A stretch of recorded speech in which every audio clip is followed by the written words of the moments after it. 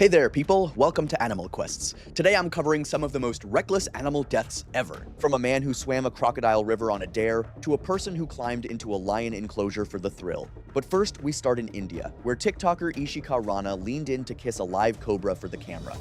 It was the 17th of June, 2022, and a hot afternoon hung over a rented apartment on the edge of a city in northern India, where a young woman was setting up her phone for a video she was sure would finally go viral. Ishika Rana was 25 years old, and she had spent 2 years building a following online, chasing the kind of clip that gets shared a million times. She had filmed daring things before, standing on rooftop ledges, handling other people's pets, the numbers climbing higher each time, and she felt she had to push further to keep them climbing. That is the quiet trap of it. What worked yesterday is never quite enough today, and there is always a bolder version of the same idea waiting to be filmed. For this one, she had borrowed a cobra. It was a wild-caught Indian cobra, the spectacled cobra of that region, from a man who moved in the illegal snake trade. The plan was simple, and to her it seemed harmless. She would hold it, pose with it, and end the video with a kiss on its head, the way she had seen handlers do in clips online. What she did not understand, and what her friends did not either, is that even handlers who train for years and read the animal every second still get bitten, and handling venomous snakes remains one of the most dangerous things an experienced reptile handler can do. A cobra is not tame and does not bond with anyone. It tolerates handling only until something makes it perceive an immediate threat, and the instant that happens, it is faster than anything a person can do about it. There was no anti-venom in that apartment, no plan if it went wrong, no sense that it could. There was only a snake, a phone on a tripod, and a few people treating a loaded weapon like a party trick. Its venom glands were intact, and its fangs had never been removed or altered, and even if it had been milked at some point, experienced handlers know the venom regenerates and is never anything to trust. It was as dangerous as a cobra gets, and whoever lent it either did not think to say so or did not care. To Ishika, it was simply a snake, calm in her hands, and the calmer it stayed, the safer the whole thing felt. Every time I see somebody do this for a video, I want to just reach through the screen and stop them. A live cobra is not a prop, and it doesn't care about your camera or your follower count.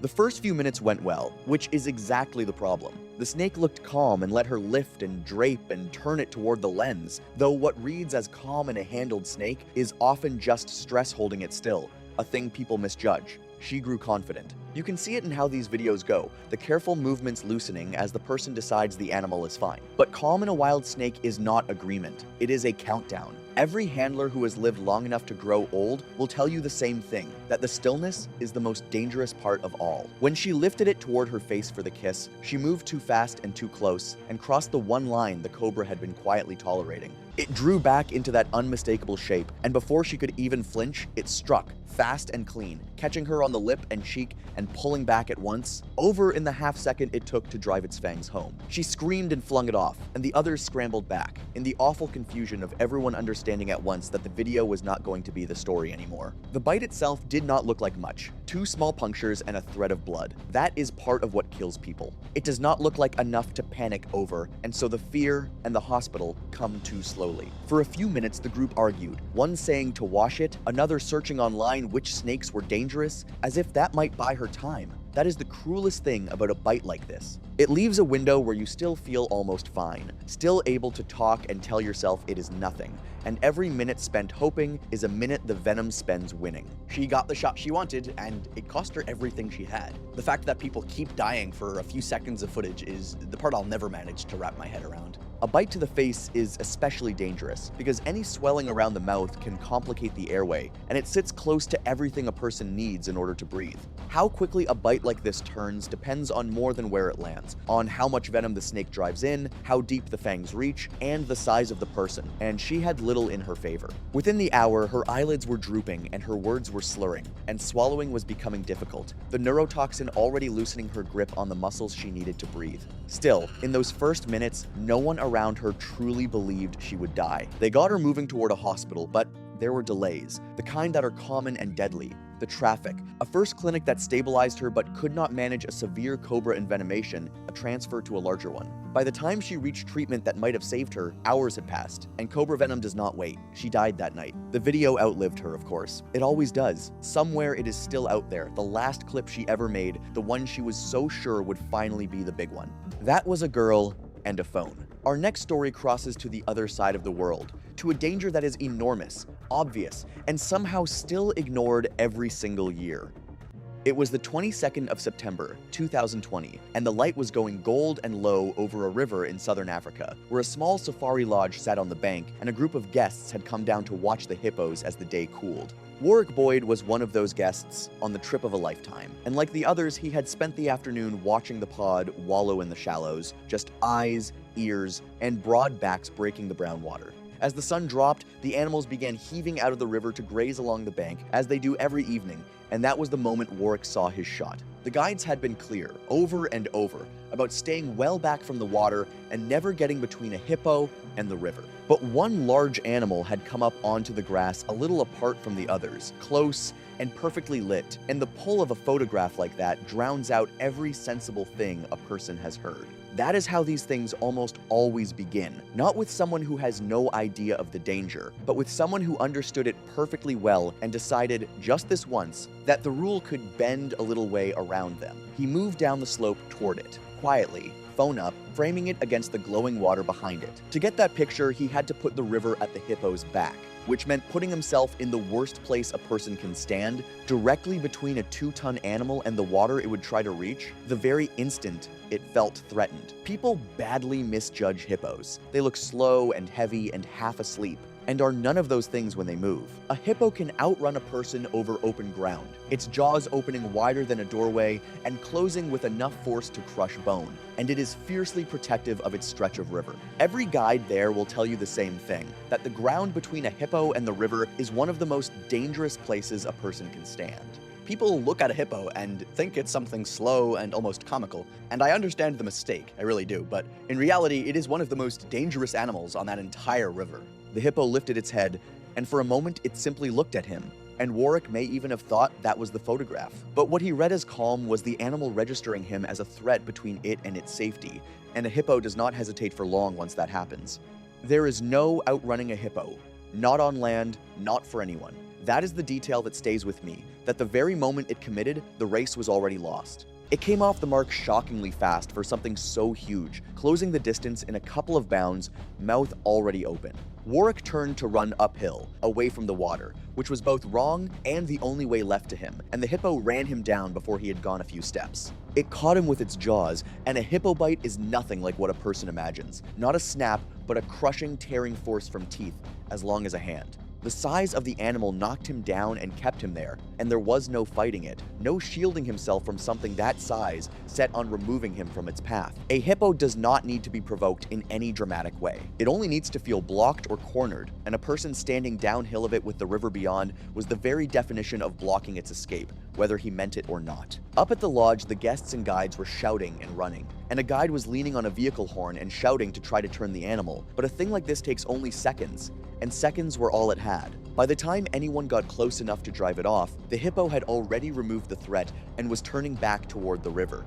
Guides warn about this exact thing on every single trip, and it still keeps happening. I think a photograph simply feels worth a tiny risk to people, right up until the risk turns out to not be tiny at all. It was over in well under a minute, the kind of attack that is almost always fatal on the rare occasions it happens, and the guides could only reach him once the animal had gone back down into the river as though nothing had happened. Warwick died there on the riverbank. It was written up as a hippo attack on a lodge guest who had crossed between the animal and the water against repeated warnings. One more in a long yearly tally for a species that kills far more people than the lions and leopards most visitors fear. The hippo had not hunted him and did not want him at all. It wanted the river at its back and the grass under its feet and to be left alone, and he had put himself, for a few seconds, in the one spot it would flatten anything to leave. That was a giant of the water. Our next story moves to a place built for tourists, where the danger wears a gentle face and gives rides to children all day long.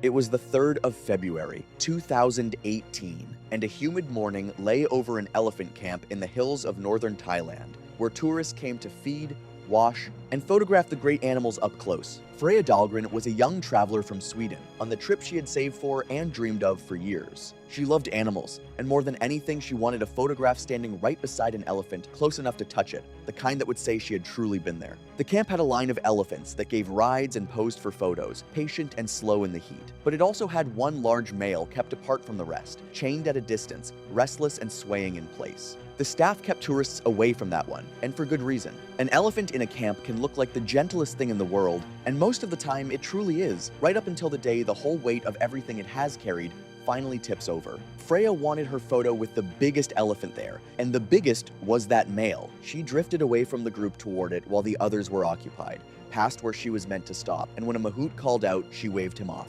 Sure, it would take only a second. She lifted her phone, stepped in close, and reached out toward its trunk.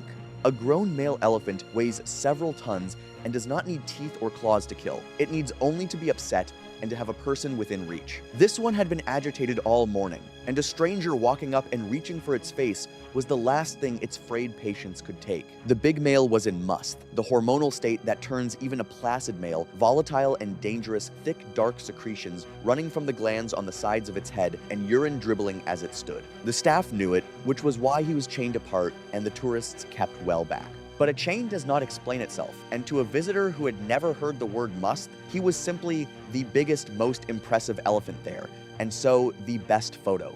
People see a gentle giant giving rides and they forget, and I honestly kinda get why, but that animal is still wild under all of it, and this one was already having a very bad day. It moved almost without warning. One moment it swayed in place, the next its trunk swung around and struck her, a blow with the force of a swinging beam that knocked her off her feet in an instant. There is no fighting an animal like that. You do not get a second chance to back away, and you cannot undo the single step that brought you into its reach. Before she could get up, the elephant turned on her with all of its weight, using its head and feet the way an elephant will, with something it takes for a threat on the ground in front of it. The mahouts were already running and shouting commands, striking the ground with hooks and poles, throwing everything they had at it to pull its attention away. For a few seconds, there was pure chaos. Tourists screaming and scattering, staff swarming the elephant, everyone trying to reach someone who could not be reached in time. When they finally drove the animal back and got to her, the truth was already plain to everyone standing there. A male in that state does not stop at a single blow. Everything the must had been building in it all morning came out at once, and the mahouts,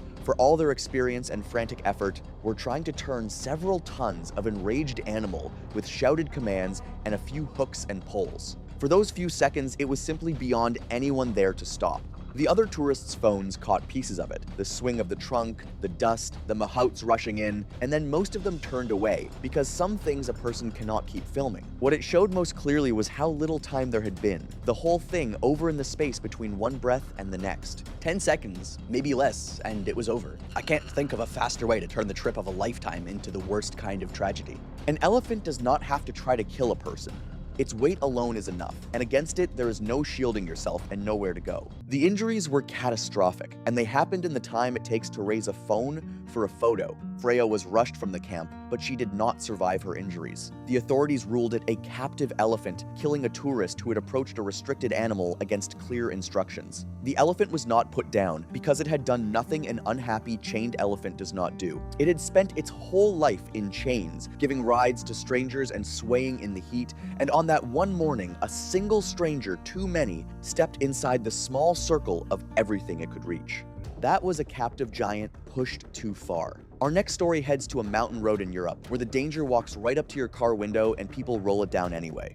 It was the 29th of August, 2021, and a warm afternoon lit the switchbacks of the Transfăgărășan Highway in Romania, the famous mountain road where brown bears come down to the roadside and cars stop by the dozen to watch them. Andrei Pintea knew that road well. He had driven it many times, and he had seen the bears that gather by the guardrails, sitting up and begging like enormous dogs, while tourists lean from their windows to throw them snacks. It happens all day, every day, in season, despite the warnings, despite the law, despite everyone knowing better. Everyone there knows you are not supposed to feed them, and everyone there has watched somebody do it anyway, holding out a biscuit while the whole family laughs and films. That afternoon, a big bear was working the roadside, moving from car to car, and Andrei pulled over to get a closer look. He got out with food in his hand, wanting the photo, and the little thrill of the animal coming right up to him, close enough to feed by hand. Other cars were stopped too, other phones already up and filming. These are not tame animals. They are wild brown bears, some of them enormous, and years of being fed by people have not made them gentle. It has made them bold. A bear that has learned cars mean food loses both its fear and its patience, and comes to expect the food rather than hope for it. That road has a long and ugly history with exactly this. Signs along it warn drivers not to stop, not to feed, not to leave their cars, and authorities periodically issue fines. And still, every summer the bears line the guardrails because enough people roll down a window that the begging pays off. Each easy meal teaches the bears to come a little closer and to trust a little less in their old fear of people. Feeding a wild bear from a roadside is one of those things I honestly can't believe people still do. And there he was, holding food out to it like the whole thing was a petting zoo. At first, it went the way these things always seem to. The bear crowding up, taking the food almost straight from his hand, everyone delighted. He gave it more. It wanted more still. And when he backed toward the car with nothing left to give, the bear did not let him go. It followed, no longer patient, expecting what it had been promised. The line between a bear taking food from your hand and a bear taking you is far thinner than anyone standing there wants to believe. When the food ran out and Andre turned away, the bear closed the last of the distance and struck him with one swing of a paw, a blow that would drop a much larger animal, and he went down hard between his car and the guardrail. There was no space to run and no time to reach the door, only the sudden, total difference between a bear that wants your snack and a bear that now treats you as something in its way. Other drivers leaned on their horns and shouted, but no one dared get out, and for several seconds the bear was on him in the narrow space by the rail while a line of cars watched through the glass. Then, unsettled by the noise, it broke away and lumbered off down the slope, leaving him there. It is easy, from a distance, to forget the plain arithmetic of it, that the animal reaching so gently for a biscuit is the same one that flips boulders and tears open logs without slowing down. All of that strength is always there, under the begging and the almost comical patience, waiting for the moment the food stops coming. Between the guardrail and his own car, there was nowhere to go, and that narrow space, which had felt so safe with the engine a step away, became a trap the instant the bear turned on him. There is no wrestling free of an animal like that, and no shrugging off even a single one of its blows. The very moment it stopped being cute, there was no time left at all. It still honestly just baffles me how fast the whole mood of a thing that size can really just flip. A brown bear is all muscle and claw and weight, and it does terrible damage in a single motion, let alone several. What a minute earlier had looked like a funny holiday photo was now something no one on that roadside would ever forget. Andre was still alive when the other drivers finally dared to reach him, but the injuries were too severe, and he died on the way to the hospital. The report classified it as a bear attack, after the victim left his vehicle to feed the animal, one more in a long, grim list from that same stretch of road. The bear was later identified as a dangerous, habituated animal and euthanized by wildlife authorities. It had done nothing a hungry, people-fed bear would not do. We taught it that cars mean food, fed it by hand until it lost all fear, and then acted shocked when it could no longer tell the food from the hand that held it. That was a danger we fed ourselves. Our next story goes to the far north of Australia, and to warm, dark water that people were told, in plain words, to stay out of. It was the 14th of October, 2019, and a warm night had settled over a billabong in the far north of Australia, where a group of young travelers had come to camp, drink, and cool off in the dark water. Chloe Mattern was a backpacker near the end of a long, hot day, a few drinks in, laughing with new friends around a fire. The water looked black and cool and inviting, and it was only a few steps away. There was a sign at the edge of it, the same blunt sign these places always have, warning that saltwater crocodiles lived there and that people had died. In daylight, sober, not one of them would have gone near that water. But it was dark, and they were laughing, and the sign might as well have been written in another language. It started the way these things do as a dare. Someone bet she would not swim out into the dark. She laughed it off, then thought about it, then stood up, because at that age with those friends, the dare is somehow louder than the sign. A couple of them half-heartedly told her not to. None of them truly tried to stop her. A saltwater crocodile is the largest and most dangerous reptile on Earth, a patient ambush hunter that lies unseen just under the surface and explodes forward at the last instant. At night, in dark water, it has every advantage there is, and a person wading out with a torch and a laugh is precisely the target it has been shaped over millions of years to take. The far north of Australia is saltwater crocodile country, its rivers and billabongs holding some of the largest and most dangerous crocodiles on Earth. The locals treat every stretch of still water as though something is in it, because often enough it is, and they do not swim, stand at the edge, or let their dogs near the bank. Visitors, especially young ones on a warm night, do not always carry that hard-earned caution. There was a sign. At these kinds of places, there is always a sign. But what truly gets me is how easy it is to talk yourself right past it when your friends are laughing and daring you on. She waded into her knees, then her waist, the others holding up their phones so the little lights danced on the water, and for a minute it was all just fun, the splashing and shrieking in the dark, warm water. She swam out a short way, turned to say something back to the bank, and grinned into the lights. Somewhere out in that black water, something had already turned toward the splashing, the way it has turned toward splashing for 100 million years. The take came without any warning at all. There was a sudden surge and a sound she only half made before the water closed over it, and then she was simply gone, pulled straight down and under. The phone lights swung wildly across the surface and found nothing but ripples spreading out from the place where she had been. Her friends screamed her name and rushed to the very edge of the water and then stopped, because every one of them understood in the same instant that to go in after her was to follow her exactly. They stood at the black edge of the billabong, shouting into a night that had gone completely silent, and the water settled, and there was nothing more. A big saltwater crocodile can hold completely still just under the surface for as long as it takes, drifting closer without a ripple, lining up the shape and sound of its target with a patience no person could match. By the time Chloe turned back toward the bank to call something out, it was almost certainly already in position and beginning to move. For a few seconds, the group kept calling her name and kept sweeping their little lights across the water, half expecting her to burst back up, laughing, because the mind refuses at first to accept how fast and final it was. The surface simply lay there, dark and smooth, and gave nothing back at all. I've covered a lot of these, and the silence afterward is still the part that unsettles me the most. One splash, then nothing. Like the dark water just closed the whole conversation. A crocodile drags its prey underwater to drown it, and in deep dark water there is no fighting it and no surfacing from it. Whatever happened after the water closed happened out of sight and was over far faster than anyone on the bank could believe. The search began that night, and her body was recovered later. Rangers put it down as a saltwater crocodile attack after the victim entered the water at night, in a place clearly signed for exactly that danger. There was a sign at that billabong, the same sign that stands at all of them. It cannot make anyone read it. It cannot make a laughing group on a warm night believe for even 1 second that it is talking about them.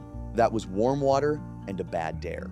For our final story, we come to a fence, a crowd, and a grown man who decided the barrier was not meant for him.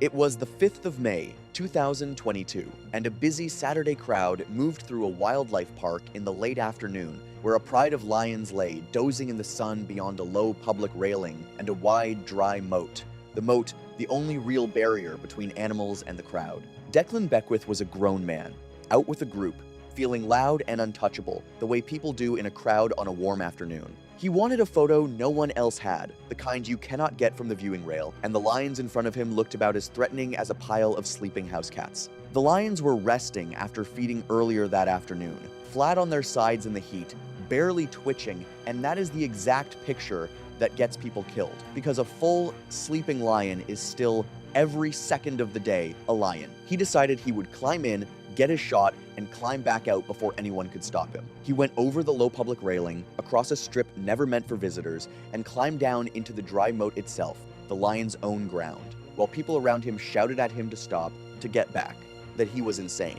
He waved them off. He was sure he had the time. Every barrier in that park existed for one reason, to keep exactly this from happening, and he crossed them all, believing the danger did not really apply to him. A resting lion does not stay resting when something drops into its space. It does not weigh things. A switch simply flips, and with no barrier left between them, there is no time at all. Zoos and wildlife parks build their barriers with one fear in mind. Not that an animal will get out, but that a person will get in. There are moats, walls, rails, and gaps layered so that no one can wander into an enclosure by accident. To end up inside one with a pride of lions takes deliberate effort, a series of choices the world is practically screaming at you not to make. Climbing into a lion enclosure is about the last thing I would ever expect a grown adult to do, and yet, here we are. He wanted one photograph that nobody else had. The moment he dropped down inside, the nearest lioness was already up, gone from flat on her side to fully on her feet in an instant, fixed on him, the others rising behind her.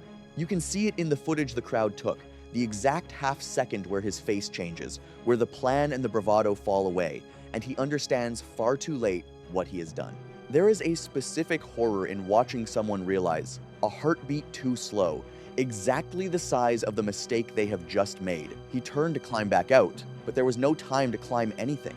The first lion reached him before he had gone a step, and within seconds the rest of the pride had joined her, and the wall he had come over so easily a moment before might as well have been a mile away. What had taken him a minute to climb now stood completely beyond him. The crowd was screaming and filming, and park staff were already moving, sounding the emergency alarms, while trained response staff and armed personnel headed for the enclosure, but none of it could happen fast enough. There is no reaching a person in the middle of a pride of lions, not in the seconds that decide it, and everyone at that fence knew it as they shouted. What people always misjudge is the speed. A lion at rest and a lion in motion are separated by almost nothing, a single heartbeat between apparently asleep and fully committed. There is no slow build, no bluff, no growl that buys you a moment to reconsider. By the time your body has understood what the animal is doing, the animal has already done most of it. The footage the crowd filmed is almost unbearable for that reason, not because of what the lions do, but because of how ordinary the afternoon looks around it. The sunshine, the families with their snacks, and one man who stepped through the single line, keeping everyone safe. The whole crowd was screaming and filming, and not one bit of it mattered. That's the image I just can't get out of my head. All those phones held up in the air, and no way to even help. Staff eventually drove the lions back using alarms, noise, and every available deterrent, and reached him. But the outcome had been decided in the first few seconds, in the space between dropping down inside and the first lion crossing the ground, far too short for anything or anyone to change. Declan died inside the enclosure. Investigators classified it as a fatal attack after a visitor climbed in over the barriers and concluded the lions had only reacted as any lion would to a person dropping into their space. The lions were never to blame, and everyone there knew it. They were exactly where they were supposed to be, behind every barrier ever built to keep this from happening, and he crossed all of them for a single photograph. 6 people, 6 animals, and the same simple mistake behind every one of them. Not one of these people was hunted. Everyone walked to, climbed into, swam out to, or reached towards something they had been warned about, for a photo, a video, a dare, or a moment of showing off. That is the part that always stays with me. That all of it was avoidable right up to the last second. The animals were only ever being animals. If this made you think twice the next time you are tempted to get a little closer, take a moment to subscribe to Animal Quests, and I will see you on the very next one.